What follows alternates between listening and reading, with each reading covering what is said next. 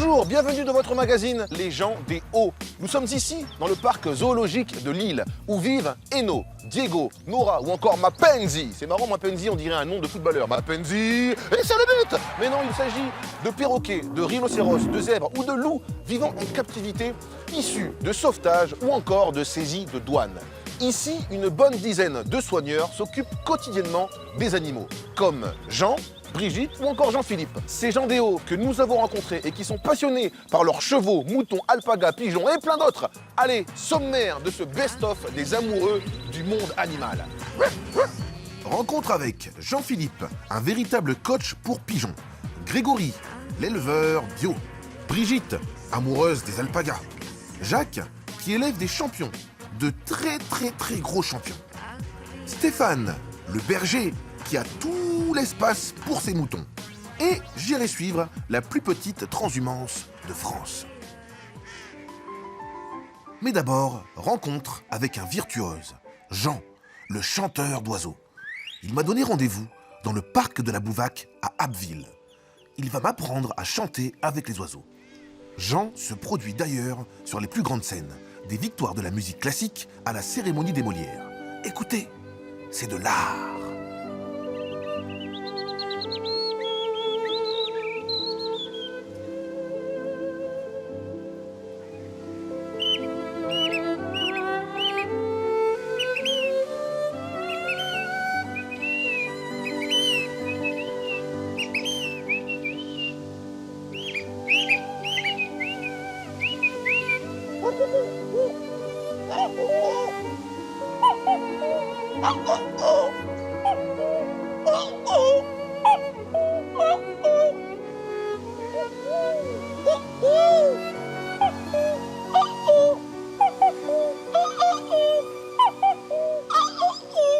C'était quoi ça? Je sais pas, j'essaie de vous suivre, hein, je fais au mieux. Allez, on faisait le coucou. J'arrive, on va en parler tout de suite. Viens me rejoindre.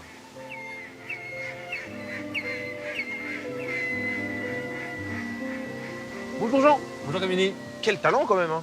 Moi j'ai essayé de vous suivre et d'imiter un peu à ma façon, de reproduire les sons d'oiseaux que vous faisiez. Et je me sens un peu nul pour l'instant. Non, non, t'as compris l'essentiel. L'essentiel, c'est d'abord d'essayer. Si tu essayes, la voix, c'est un organe extraordinaire et on peut tout faire. Il faut juste s'exercer, passer du temps avec. Et il y a des journées où on a une voix incroyable. Je pense que tu as déjà remarqué ça. Oui, c'est vrai. Il y a un moment où on chante trop bien, on se pense vraiment qu'on est trop fort. Ben, c'est pareil avec les chants d'oiseaux. Il y a un chant d'oiseau qui vient. Ça vous est venu à quel âge cette passion? Parce que c'est une passion pour maîtriser autant d'oiseaux. Alors, c'est venu tout petit. Quand je rentrais de l'école, à un petit village qui s'appelle Arré, tous les soirs, les goélands rentrent pour aller se coucher sur la plage. Et donc, je rentrais à pied et les V de goélands me passaient au-dessus. J'ai commencé à faire le cri du goéland avec ma voix d'enfant.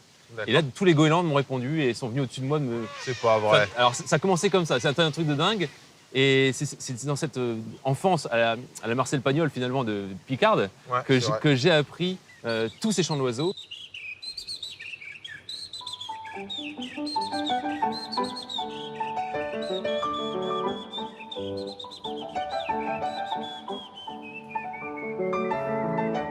Vous avez une histoire particulière, vous, avec ce parc? Alors, je voulais t'emmener ici, Camini, dans le parc de la Bouvac, parce que mon père était pharmacien d'un petit village, du petit village Arré, et il venait tous les samedis chercher des médicaments en urgence pour les gardes du week-end. D'accord. Et il m'emmenait à ville et j'allais voir des oiselleries pour apprendre les chants d'oiseaux du monde. Il y avait des perroquets, des cacatoès. Et après, je venais ici m'exercer sur les oiseaux du parc.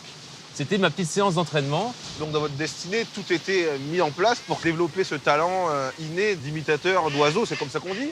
On s'est appelé avec mon collègue Johnny Rass les chanteurs d'oiseaux. Les chanteurs d'oiseaux, d'accord. Parce qu'on essaie justement d'amener l'imitation un peu plus loin, de l'amener dans le domaine artistique de la musique, dans le théâtre, dans le cirque, dans plein de choses différentes. Vous avez sorti un album, vous faites des tournées, des spectacles, des concerts.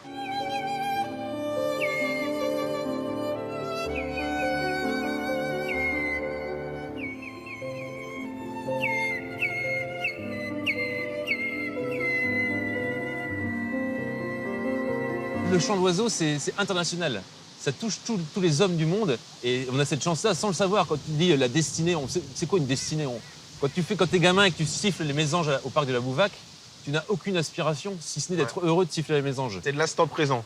Ouais. C'est ça, c'est de l'instant présent. Tout à l'heure, j'ai fait au mieux pour essayer de vous suivre.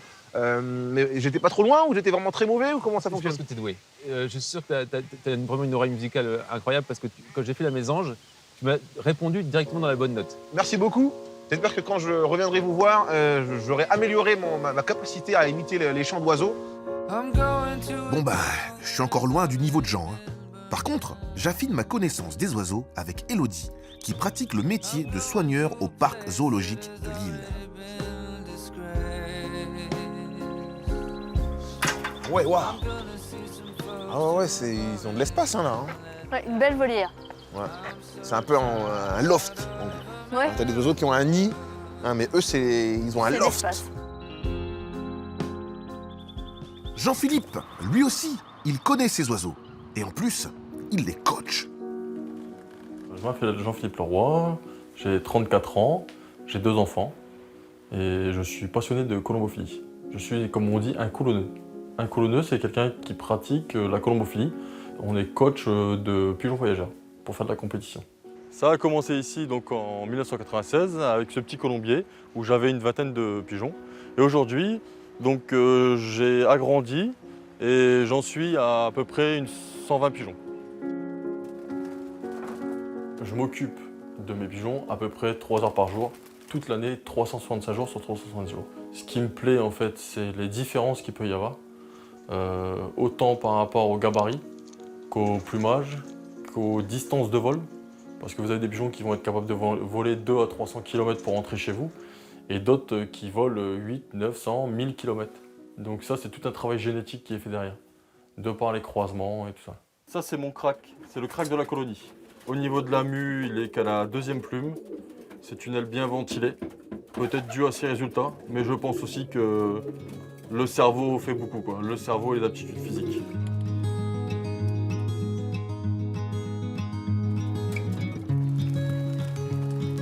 Sad light of dawn.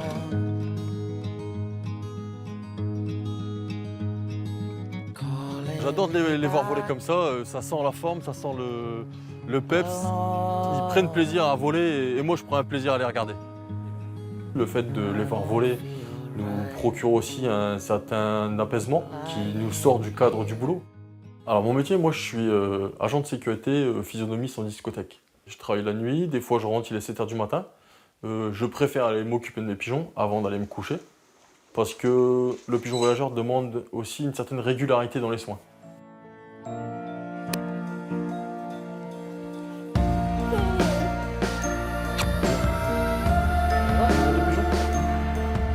La relation avec mon fils est vraiment portée un peu sur le pigeon, c'est-à-dire que je lui fais découvrir petit à petit. S'il a envie de donner à manger, ça l'intéresse, donc je le laisse faire et je le laisse découvrir par lui-même un peu. Et je pense que ça va lui donner, j'espère, l'envie dans le futur d'être colombophile, d'être un colonneux comme on appelle. Bon, aux eaux de Lille, il y a de petites bébêtes. Et aussi de grosses bébêtes. C'est un travail ou c'est une passion? C'est- Ou les deux alors? C'est les deux, mais c'est avant tout une passion. On ne peut pas être soigneur ou travailler dans un zoo sans être passionné. Et ça fait combien de temps que vous travaillez ici aux Zoo de Lille? Aux zoo d'île, ça fait 2 ans. Et combien de kilomètres vous marchez? Parce que c'est quand même grand hein, tout ça. Par jour, on a 12-13 km. 12-13 kilomètres. Ouais. Mais vous êtes prêt pour le marathon de la braderie de Lille, alors je viendrai vous encourager. Elodie, Elodie. Pas de soucis. Grégory, lui, il en fait aussi des kilomètres dans le beau parc naturel régional de l'Avesnois pour s'occuper de son cheptel. Je suis Grégory, éleveur à la ferme du Beau Pays. J'élève ici à Moustier-en-Fagne des vaches Highland et Angus et des moutons de soie. Ici on est au milieu des pâtures, je commence ma tournée, la tournée des vaches. C'est une part importante de mon boulot, ça, de faire partie du troupeau. Je dois me faire accepter dans le troupeau comme chef de troupeau, je dois me faire accepter. Donc c'est pour ça que j'ai toujours un petit peu de luzerne, un petit peu de bonbons.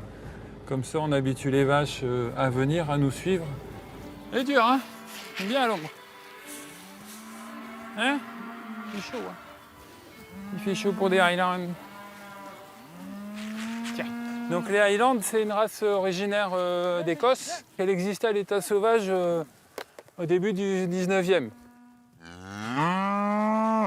Donc elle a gardé cette rusticité, donc avec les grandes cornes, qui ne sont pas là juste pour faire beau. Ça sert à à déterminer qui est le chef, faire les élections. Il y a 250 Highlands et à côté j'ai une troupe, il y a 150 Angus, quoi. Donc il y a le label bio, ça garantit forcément pas de produits chimiques, pas d'hormones, pas de soja transgénique. J'ai pas besoin de tout ça, quoi.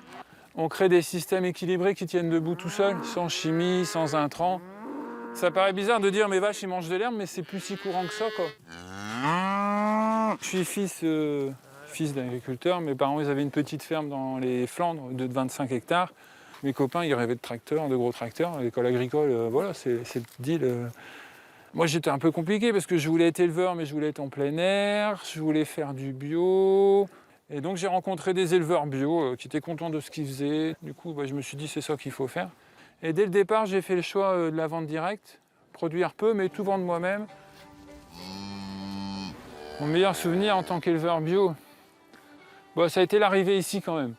L'arrivée ici et puis le déchargement du camion avec les bêtes, quoi. C'était quand même... j'ai pas vite peur des projets, mais bon, là quand même, il y a un moment où on se dit je fais bien, je fais pas bien. On déménage les petits, trouver une école, Marie devait trouver du boulot, quoi. On a de la chance, on a un bon voisinage aussi. Qui voyait ça un petit peu d'un œil curieux au départ. Le mec qui arrive des Flandres avec des drôles de vaches, il est en bio, il aime bien l'écologie. Oula, attention. En fait, non, ça va. Moi, à la ferme, on est 9 personnes avec les apprentis, les salariés, tout ça, donc ça crée du boulot. Et puis on nourrit des gens. Moi, je veux retrouver ma fonction de base qui est de nourrir des gens. Et je veux être l'éleveur de la famille, quoi.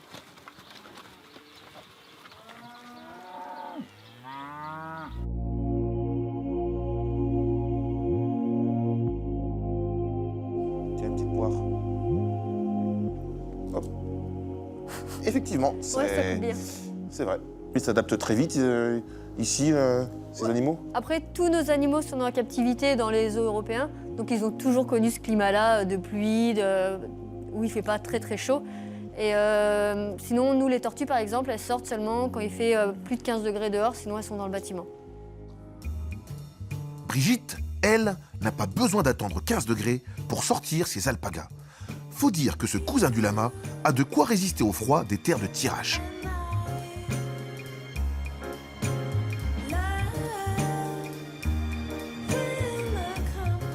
Bienvenue dans mon élevage d'alpagas à la ferme de la Cour Farou. Voilà, donc les alpagas, à l'origine, c'est le Pérou. Donc ils vivent sur les hauts plateaux du Pérou, au moins à 4500 mètres d'altitude.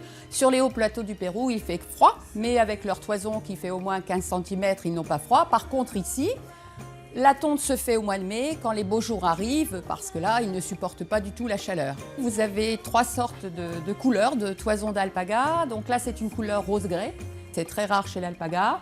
Là, vous avez du blanc, blanc-beige, et puis après, là, c'est une couleur braune, c'est-à-dire marron foncé. On ne les brosse jamais, parce que si vous les brossez, vous cassez la fibre. Et puis ensuite, on les amène dans une filature, et puis on les transforme en pelote de laine. Ma toison, moi, je la donne à la filature de la vallée des Saules, qui se trouve à Solzoar, près de Cambrai. Maïka, viens, ma belle, viens. Allez, venez là. Allez, allez. Non, non, pas dans mon seau. Doucement. Voilà. Chut. Oui, ma belle, oui. Le lama est beaucoup plus grand que l'alpaga. La toison est différente aussi parce que l'alpaga, sa toison est beaucoup plus belle. La différence est sur la qualité de la finesse. Allez, on y va. Doucement, doucement. On est allé dans un élevage qui se trouve dans l'Est voir ce troupeau d'alpaga. Et puis là, il y avait plein de petits qui couraient dans la pâture et bien, on est tombé amoureux, quoi. C'était vraiment un coup de cœur et 3 semaines après, on avait acheté 2 alpagas. Et là, nous en avons une vingtaine. La naissance, ça va très bien. La femelle fait son petit debout, toute seule, il faut la laisser faire. Bien sûr, on voit s'il n'y a pas les petites pattes qui arrivent, bien sûr, il faut aller l'aider. Mais généralement, ça se fait tout seul. Mon plus beau souvenir, c'est la petite Karma qui est née.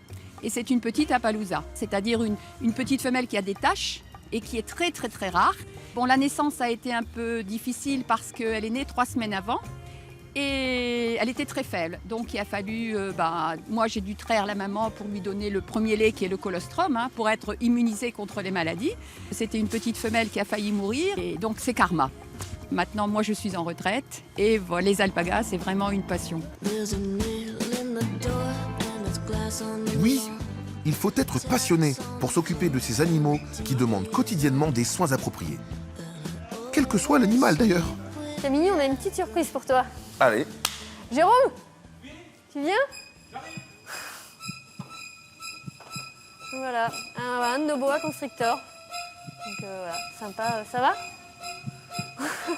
On t'entend plus. Je préfère pas bouger, éviter les mouvements brusques. C'est ça, il faut éviter les gestes brusques. Tranquille, il faut être tranquille. À mi-chemin entre Lille et Dunkerque, Jacques vit aussi une histoire passionnée avec deux colosses, deux tris du Nord qui ont fait de lui un champion. Moi, c'est Jacques Roussel, champion de France de la Bourg-Équin 2017, 2011-2017, toute catégorie. Alors moi, c'est Michel Moreau et je suis le groom du champion. On va accoupler les chevaux, c'est-à-dire les attacher l'un à l'autre. Donc il y a le cheval de main, en général c'est le plus ancien, on le met à gauche. Et c'est lui qui conduit le plus jeune. En 2011, c'était les championnats de France de la Bourg-Équin, la Bourg à plat. Donc j'ai été champion de France toute catégorie, c'était à Strasbourg. C'était l'aboutissement d'un travail avec des chevaux que j'ai débourrés moi-même, avec mes chevaux. Donc à gauche, c'est Dieu. Oui, on tire légèrement à gauche, vous voyez, il tourne à gauche. Oh. Et pour partir à droite, on dit Uto. Uto. Je travaille dans un EPSM, dans un service d'équithérapie. On reçoit des gens qui ont des problèmes et on essaye de reprendre confiance en eux. On les fait monter à cheval, on fait des promenades en calèche. Après, j'ai réussi à allier mon travail et ma passion. Ça fait 18 ans que je fais ça maintenant.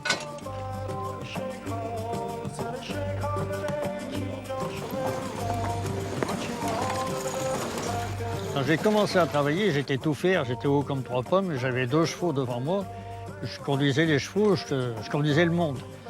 Puis je me suis aperçu que c'est les chevaux qui m'ont appris à travailler. Mais c'est beaucoup plus vivant que travailler avec un tracteur, on vit avec la nature. Je revis ma jeunesse là-dedans. On cause avec le cheval, on le fait aller à gauche, à droite, on le fait faire demi-tour. Un tracteur, c'est un presse-bouton, c'est totalement différent. Mon rôle, c'est quand Jacques est dans le labour, je ne peux pas intervenir. Voilà. Si j'interviens, pour un problème quel qu'il soit, on perd des points. Quand on démarre le champ, il y a un piquet, un jalon, qui nous dit de démarrer là, et on a un jalon à l'autre bout, on doit arriver, si on démarre à 5 cm ici, on doit arriver à 5 cm là-bas.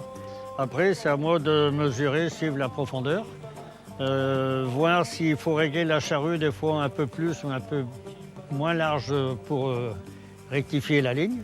Je suis concentré sur mon labour, moi je ne vois pas si au niveau des harnais, quelque chose qui bouge. Et son regard est utile pour ça aussi, pour que tout se passe bien. On vit avec un cheval, on cause avec, il nous comprend, et nous on doit le comprendre aussi.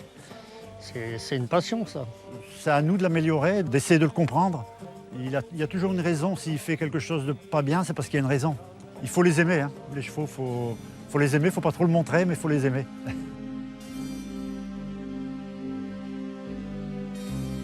Le Vimeux, proche de la mer et si vert, où Stéphane fait paître ses moutons dans de grands espaces, au grand air d'opéra.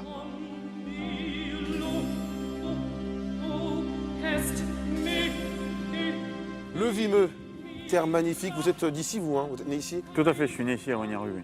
Alors je vois cette pâture, du coup ça me donne envie de parler de l'éco-pâturage. Qu'est-ce que l'éco-pâturage? Je mets mes moutons partout. J'ai des conventions avec les communautés de communes, avec des entreprises. En fait, pour éviter de tondre mécaniquement, j'ai des moutons à droite et à gauche, quoi. Vous avez un partenaire? Tout à fait, ma chienne. Sans elle, je ne peux pas travailler.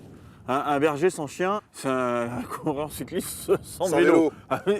C'est pas possible. Les moutons à gérer tout seul, c'est impossible. Il faut absolument le chien. Donc c'est elle qui gère tout, qui me ramène les moutons, quoi. Tu veux que je l'envoie me chercher les moutons? Alors je vais essayer d'abord moi de lui demander, et si j'échoue, à ce moment-là je vous passe le relais. Pepsi! Non, pas ça, non.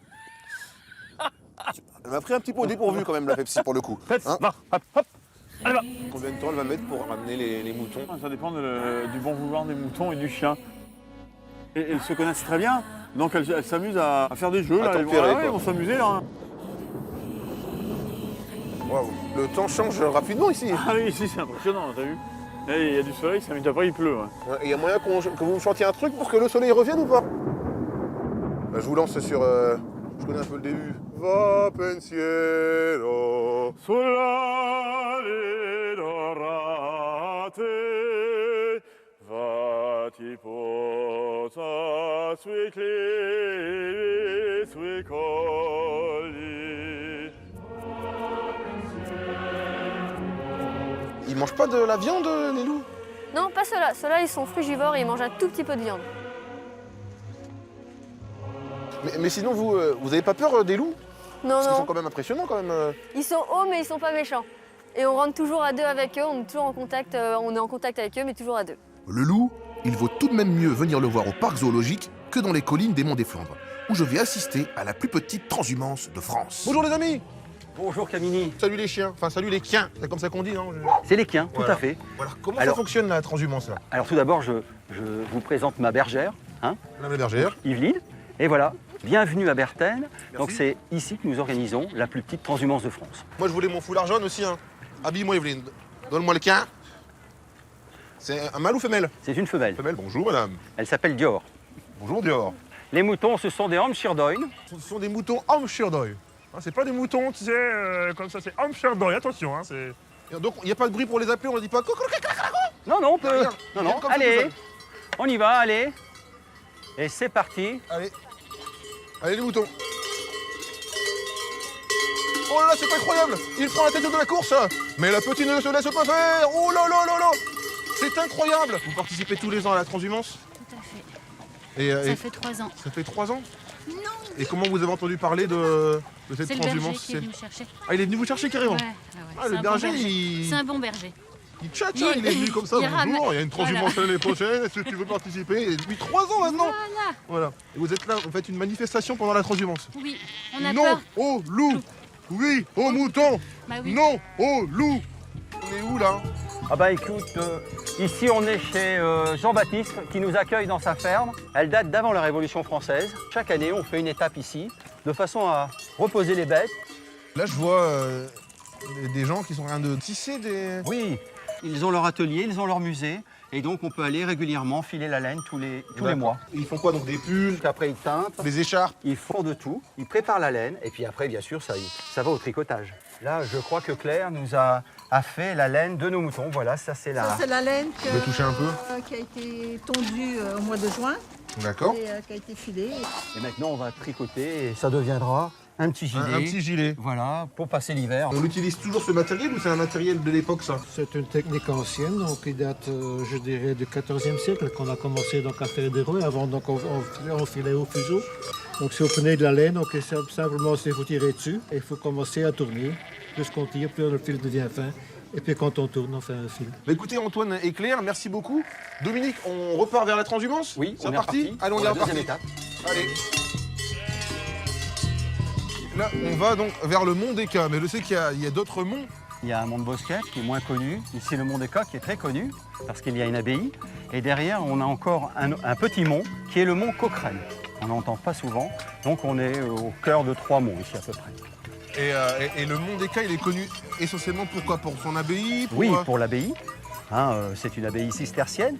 Et pour la production du fromage, hein, qui est connue, je dirais, dans le monde entier. Ici, on arrive au col de Berthen, Camini. Oui. Et donc, je vous présente Christelle, hein, qui fait partie de la société colombophile de Berthen. D'accord. C'est la plus petite société colombophile de France également. Depuis quand cette passion pour la colombophilie? Depuis 20 ans. Depuis la mort de mon père et j'ai continué.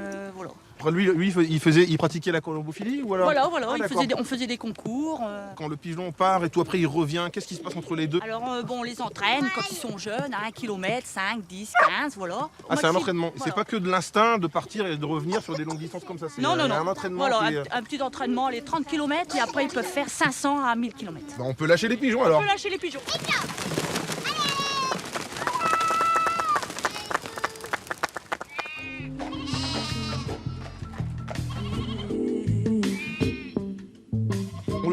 Tout à fait, ils vont rejoindre tout le troupeau. Alors là, c'est le plus jeune, bien sûr. C'est le plus faible, donc on l'a mis dans la moutonnière. Alors là, il va rejoindre le troupeau.